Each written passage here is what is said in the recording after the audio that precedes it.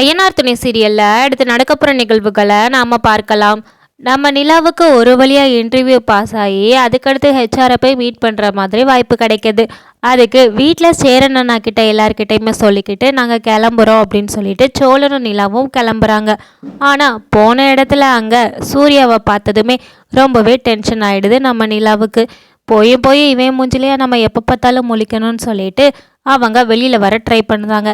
ஆனால் சூர்யாவோ நம்ம நிலாவை விடாமல் ரொம்பவே வற்புறுத்துதாங்க. நீ அவனை கல்யாணம் பண்ண போய் தான் இவ்வளோ கஷ்டப்படுற, ஒவ்வொரு கம்பெனியாக ஏறி இறங்குற.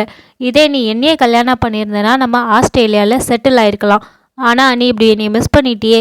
இப்போ கூட ஒன்றும் லேட் இல்லை, அவனை பேசாமல் கலட்டி விட்டு என் கூட வந்துருன்னு சொல்லி ரொம்பவே தப்பாக பேசுகிறாங்க. இதை கேட்டதுமே நீலா, நீ எல்லாம் மனுஷனா? கல்யாணம் ஆயிடுச்சு எனக்கு, ஆனால் நீ என்னையை பார்த்து இப்படி பேசிக்கிட்டு இருக்க. ஒரு வழியாக அவன்கிட்ட இருந்து தப்பிச்சு நிலா வெளியில் வராங்க. ஆனால் அவங்க அழுதுகிட்டே வரதை பார்த்த சோழன் என்னங்க ஆச்சு அப்படின்னு சொல்லி கேட்குறாங்க. நிலாவுமே நடந்த எல்லாத்தையுமே சொன்னதுமே அவனை இன்னைக்கு ஏதாவது பண்ணியே ஆகணும்னு சொல்லிட்டு நம்ம சோழன் உள்ளே போகிறாங்க. இப்படி தான் தனியாக வந்த பொண்ணுக்கிட்ட, அதுவும் இன்டர்வியூக்குன்னு வந்த பொண்ணுக்கிட்ட இப்படி பேசுவியான்னு சொல்லி கேட்குறாங்க. இதை கேட்டதுமே அவன், உனக்கு வைக்கலன்னு தானே அவன் இப்படி வேலைக்கு வந்திருக்கான், வேலைக்குன்னு வந்தால் இப்படி தான் ஆகும். நீ அடுத்த வேலைக்கு நான் அனுப்பினாலும் அங்கேயும் நான் எப்படியாவது ஏதாவது பிரச்சனை பண்ண தான் செய்வேன் அப்படிங்கிறாங்க.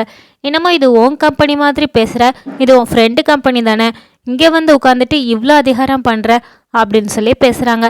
இதை பார், அவள் ஒன்றைய கட்டினனால தான் இப்படி ஒவ்வொரு கம்பெனியும் ஏறி இறங்குறா. இதுவே என்ன கட்டியிருந்தானா நான் ஆஸ்திரேலியாவுக்கு கூட்டிகிட்டு போய் அவளை ராணி மாதிரி வச்சுருப்பேன்.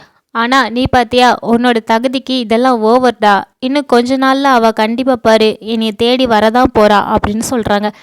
ஏன் பொண்டாட்டியை பற்றி நீ ஏன்டா பேசுகிற அப்படின்னு சொல்லி சோழன் கை நீட்டுறாங்க. இதை பார்த்ததுமே சூர்யாவும் கை நீட்டுறாங்க. இப்படி ரெண்டு பேத்துக்குமே தள்ளுமுள்ளு நடந்ததில் சூர்யா தலையில் பலத்த காயமாயிருது.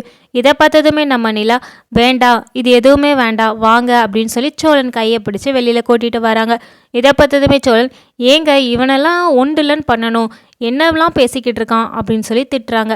இதை பார்த்ததுமே நிலா, இல்லைங்க வேண்டாம், எனக்கு இன்னுமே இந்த இண்டஸ்ட்ரியில் வேலை கிடைக்கணும், இங்கே ஏதாவது பிரச்சனை ஆக போய் அது எனக்கு பிளாக் லிஸ்ட்டாக அமைஞ்சிடக்கூடாது, அதனால் வாங்கன்னு சொல்லி சோழனை கூட்டிகிட்டு போகிறாங்க.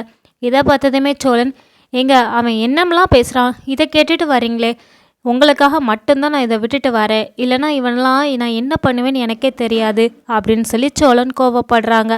சோழனுக்குமே அங்கங்கே அடிபட்டிருக்கும். வீட்டுக்கு வந்ததுமே நிலா பேண்டேட் எடுத்து போடுறாங்க. இதை பார்த்ததுமே சேரன், ஆமாம் என்ன பிரச்சனை, எதனால் அடிபட்டதுன்னு சொல்லி கேட்குறாங்க. இதை கேட்டதுமே நிலா நடந்த எல்லா விஷயத்தையுமே சொல்கிறாங்க. இதை கேட்டதுமே நம்ம சேரன், என்னம்மா இவ்வளோ பிரச்சனை நடந்திருக்கா, ஏன்பா என்னைய ஒரு வார்த்தை கூப்பிட்டுருக்க கூடாதா அப்படின்னு சொல்லி சொல்கிறாங்க.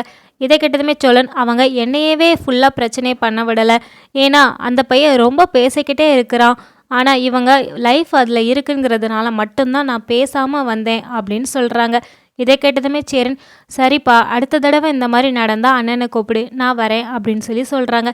இப்படி எல்லாருமே நிலா மேலே பாசமாக இருக்கதை பார்த்ததுமே நிலாவுக்கு இந்த பிரச்சனையே மறந்து போகுது. இந்த பக்கம் சூர்யாவோ நிலா தன்னை அசிங்கப்படுத்திட்டு போனதை நினச்சி ரொம்பவே வருத்தப்படுதாங்க.